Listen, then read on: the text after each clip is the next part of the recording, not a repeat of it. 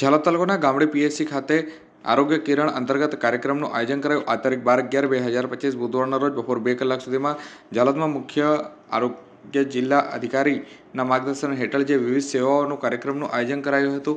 દાહોદ જિલ્લા પંચાયત આરોગ્ય અને પરિવાર કલ્યાણ વિભાગ દ્વારા ઝાલોદ તાલુકાના ગામડી પીએચસી ખાતે ગામે ગામ આરોગ્ય કિરણ કાર્યક્રમનું આયોજન કરવામાં આવ્યું હતું. આ કાર્યક્રમ મુખ્ય જિલ્લા આરોગ્ય અધિકારી ડોક્ટર ઉદય ટીલાવત અને તાલુકા આરોગ્ય અધિકારી તુષાર બાબરના માર્ગદર્શન હેઠળ યોજાયો હતો.